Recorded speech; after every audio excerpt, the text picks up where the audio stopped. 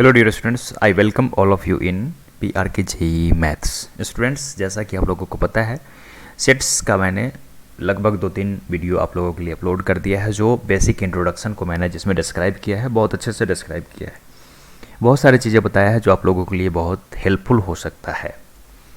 तो जो मैंने आप लोगों को बताया है उससे रिलेटेड मैं कुछ इस वीडियो में कुछ एग्जाम्पल बताता हूँ, जिससे आपके कंसेप्ट को पॉलिश में मिलेगा और क्लैरिटी होगी। और इसके बाद हम लोग फर्स्ट जो एनसीईआरटी का एक्सरसाइज है उसको डिस्कस करेंगे। ठीक है, तो अभी हम लोग स्टार्ट करते हैं। नाउ देखिए, फर्स्ट जो मेरा क्वेश्चन है वो ये है कि मान लीजिए एक एग्जाम्पल है हमारा प्रिंसिपल। एक एग्जाम्पल मैंने लिया प्रिंसिपल,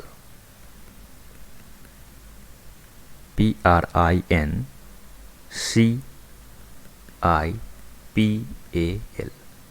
ठीक है, इसको मेरे को टेबुलर फॉर्म में लिखना है। इसको मेरे को क्या करना है, टेबुलर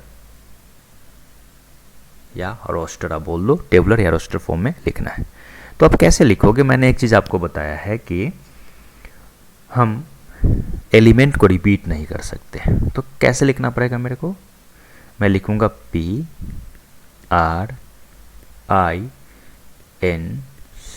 अब आई यहाँ पे रिपीट हो जाएगा, P यहाँ पे रिपीट हो जाएगा, A रिपीट नहीं होगा और L रिपीट नहीं होगा, इसलिए इस दोनों को लिख लेंगे और यही मेरा आंसर होगा।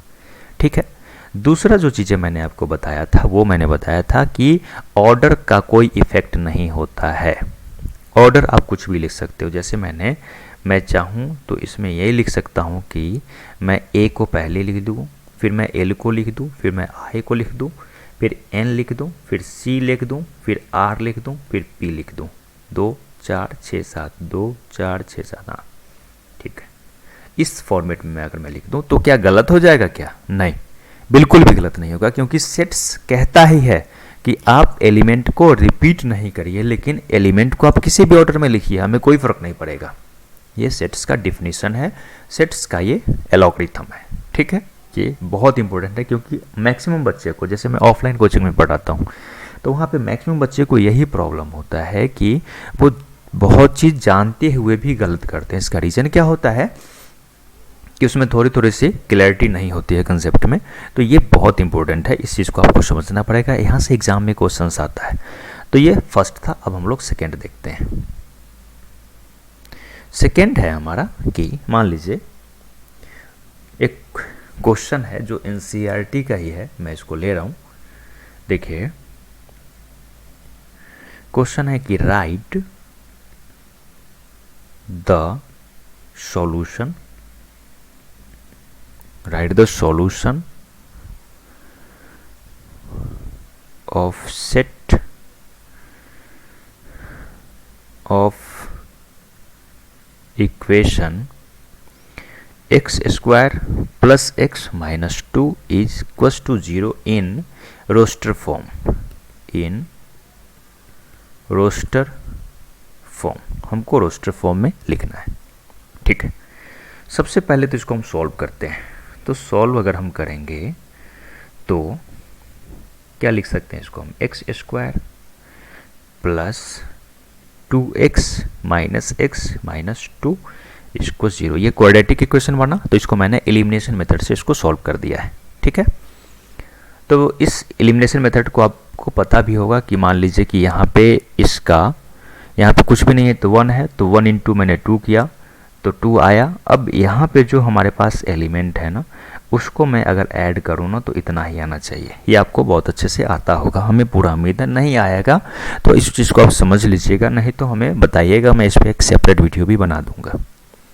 तो अब यहाँ से मैं क्या कर सकता हूँ कि x कॉमन ले लूँगा, तो x प्लस 2, और यहाँ से मैं माइनस कॉमन लूँ तो x प्लस 2, तो x प्लस 2 और x माइनस 1, ये दो एलिमेंट हमारे पास आया, यानी कि यहाँ से मेरे पास x का वैल्यू एक माइनस 2 आ जाएगा और दूसरा x का वैल्यू 1 आ जाएगा। ठीक है, तो इसको मेरे को रोस्टर फॉर्म में लिखना है। तो मैं रोस्टर फॉर्म में इसको कैसे लिखूंगा, देखिए, अगर मेरे को इसको रोस्टर फॉर्म में लिखना है तो मैं कैसे लिखूंगा, तो देखिए मेरे पास x का वैल्यू आया है -2 और 1। तो रोस्टर फॉर्म में कैसे लिख पाऊंगा मैं इसको, कर्ली ब्रैकेट -2 और 1। एक चीज़ और आपको ध्यान देना है कि जब एलिमेंट हो और वो न्यूमेरिकल एलिमेंट हो, ठीक है, तो वहाँ पे छोटे वाले को पहले लिखा जाता है, ऐसा लॉजिक है। लेकिन ये भी कोई इम्पोर्टेंट नहीं है कि आप छोटे को पहले लिखिए, ठीक है, लेकिन छोटे को आप पहले लिखना। आइए अब हम लोग सेकेंड क्वेश्चन को देखते हैं, नेक्स्ट को देखते हैं, थर्ड है शायद ये मेरे को बताना है कि राइट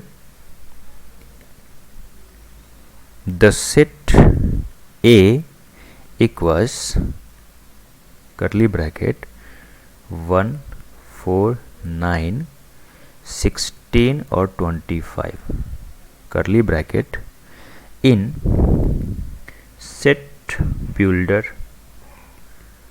फॉर्म, यानी कि हमको डिफिनीशन के फॉर्मेट में इसको लिखना पड़ेगा। तो मैं इसको क्या लिख सकता हूँ, एक चीज़ आप यहाँ से देखिए कि इसको अगर मेरे को लिखना पड़ेगा सेट बिल्डर फॉर्म में, तो मैं क्या लिख पाऊँगा कि A equals curly bracket x colon x is a square of natural number less than 6। यही लिख पाऊंगा शायद।